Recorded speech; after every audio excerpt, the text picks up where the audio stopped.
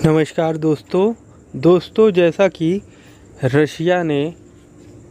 Ukraine में जिस तरीके से यूक्रेन के बूचा शहर में वहाँ के आम जनमानस पर, वहाँ के नागरिकों पर जिस तरीके से मासकेर किया, कि जिस तरीके से उनका कत्लेआम किया, इसको देखते हुए संयुक्त राष्ट्र ने एक सभा बुलाई आज, और जिस सभा में भारत ने रशिया का विरोध करते हुए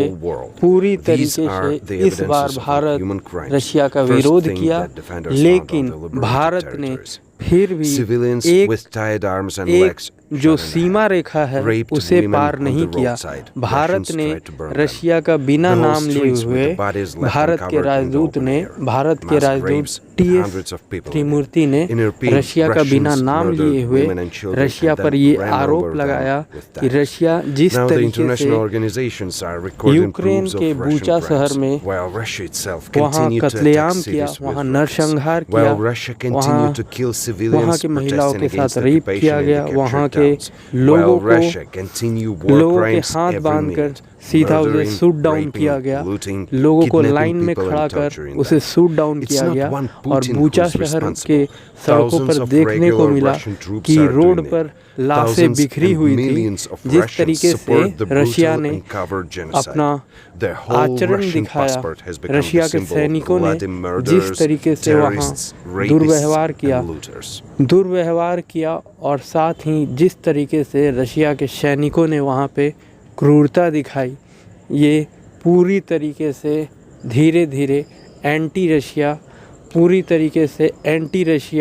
पूरे वर्ल्ड जो है एंटी रशिया होते जा रही है। रशिया को पूरी दुनिया एंटी रशिया होती जा रही है और नए सैंक्शंस रशिया पे फिर से इम्पोज़ किए गए। यूरोपियन यूनियन के तरफ से और अमेरिका के तरफ से रशिया पर नए सैंक्शंस इम्पोज किए गए हैं और अमेरिका सीधी तौर पर भारत से कहना चाहता है कि भारत जिस तरीके से रशिया से 1 से 2% अपनी ऊर्जा के खपत का भारत जिस तरीके से रशिया से 1 से 2% तेल लेता है, भारत धीरे धीरे करके उस तेल खपत को कम करे। ये अमेरिका के तरफ से कहा गया। अमेरिका कह रहा है कि भारत द्वारा रशिया के साथ तेल लेना, ऊर्जा आयात करना, यानी कि ऊर्जा जो हमारे देश में खपत हो रही है उस ऊर्जा आयात का 1 से 2% जो हम लोग तेल ले रहे हैं, उससे मिलिट्री इक्विपमेंट ले रहे हैं, ये भारत के इंटरेस्ट में नहीं है, ऐसा अमेरिका ने कहा। अमेरिका के एक सेक्रेटरी ने कहा, अमेरिका का प्रतिनिधित्व कर रहे थे, उनके तरफ से ये कहा गया कि भारत के इंटरेस्ट में नहीं है कि भारत रशिया से व्यापार करे। इस वक्त भी जिस वक्त रशिया पूरी क्रूरता के साथ यूक्रेन पर हमला कर रहा है, वहाँ के नागरिकों पर हमला कर रहा है, जैसा कि बूचा शहर में देखा गया, रशिया द्वारा क्रूरतापूर्वक हमला किया गया। जैसा कि दोस्तों, जिस रशिया को भी इस तरीके से हमला नहीं करना चाहिए था, लेकिन जो किया गया है वो वही लोग जान सकते हैं, वो लोग क्या कर रहे हैं, ये तो उनका मामला है, इसमें हम लोग कुछ बोल नहीं सकते। लेकिन ये जिस तरीके से युद्ध की स्थिति धीरे धीरे बदल रही है, उस तरीके से कहा जा सकता है कि भारत ज़्यादा समय तक रशिया का बचाव नहीं कर सकता है, ज़्यादा समय तक भारत न्यूट्रल नहीं रह सकता है, क्योंकि जिस तरीके से रशिया के सेनाओं द्वारा जो व्यवहार किया जा रहा है, रशिया के सेनाओं द्वारा जिस क्रूरता के साथ बूचा शहर में कत्लेआम किया गया, इसे देखते हुए भारत ज़्यादा समय तक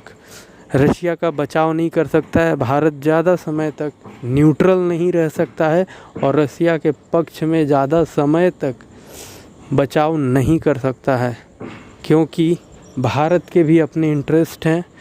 और भारत के इंटरेस्ट रसिया से भी हैं और यूएसए से भी हैं। तो भारत कोशिश करता रहा है, अब तक भारत ने बिना रूस का नाम लिए उसकी आलोचना की है, लेकिन फिर भी आलोचना होती है। इस वक्त भारत ने पहली बार रूस के खिलाफ़ कुछ बयान दिया है, जो पहली बार भारत ने ऐसा किया है। और दोस्तों, आशा करते हैं कि रशिया आगे से इस तरह के कत्लेआम नहीं करेगा, जिससे कि भारत या कोई भी एशियाई देश उसके तरफ बोलने में